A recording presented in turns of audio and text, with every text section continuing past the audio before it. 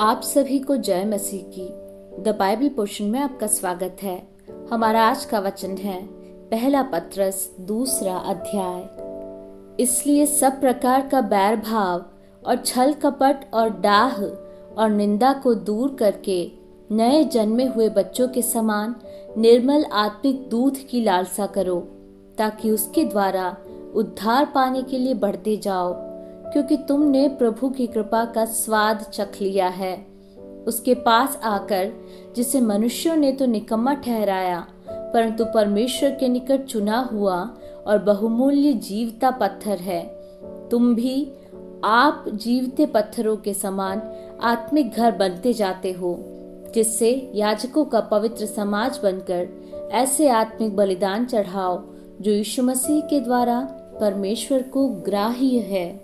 इस कारण पवित्र शास्त्र में भी आया है, देखो मैं सिय्योन के कोने के सिरे का चुना हुआ और बहुमूल्य पत्थर धरता हूँ, और जो कोई उस पर विश्वास करेगा वह किसी रीति से लज्जित नहीं होगा।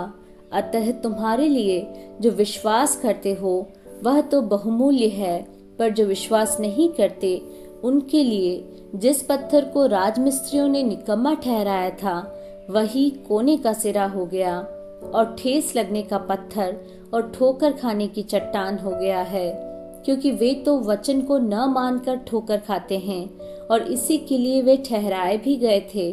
पर तुम एक चुना हुआ वंश और राज पदधारी याजकों का समाज और पवित्र लोग और परमेश्वर की निज प्रजा हो, इसलिए कि जिसने तुम्हें अंधकार में से अपनी अद्भुत ज्योति में बुलाया है, उसके गुण प्रकट करो।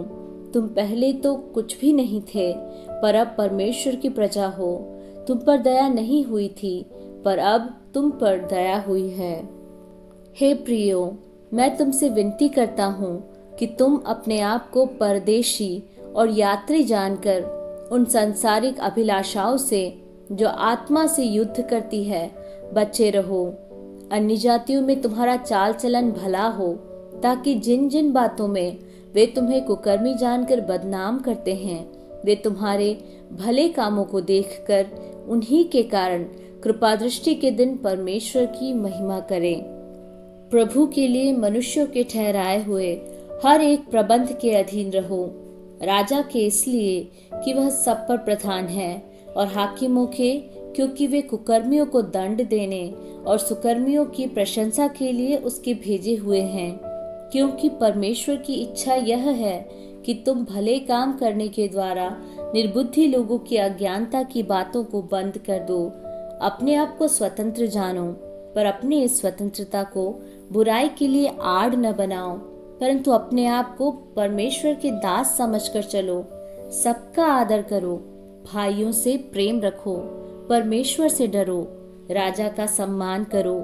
हे सेवकों, हर प्रकार के भय के साथ अपने स्वामियों के अधीन रहो, न केवल उनके जो भले और नम्र हों, पर उनके भी जो कुटिल हों।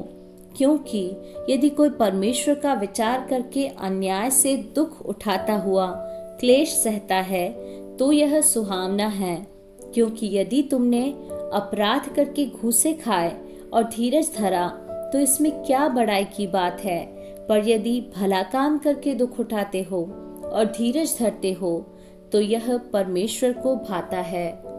और तुम इसी के लिए बुलाए भी गए हो, क्योंकि मसीह भी तुम्हारे लिए दुख उठाकर तुम्हें एक आदर्श दे गया है कि तुम भी उसके पद चिन्हों पर चलो। न तो उसने पाप किया और न उसके मुंह से छल की कोई बात निकली। वह गाली सुनकर गाली नहीं देता था और दुख उठाकर किसी को भी धमकी नहीं देता था, पर अपने आप को सच्चे न्याय के हाथ में सौंपता था। वह आप ही हमारे पापों को अपनी देह पर लिए हुए क्रूस पर चढ़ गया, जिससे हम पापों के लिए मरकर धार्मिकता के लिए जीवन बिताएं। उसी के मार खाने से तुम चंगे हुए, क्योंकि तुम पहले भटकी हुई भेड़ों के समान थे, पर अब अपने प्राणों के रखवाले और अध्यक्ष के पास लौट आए हो।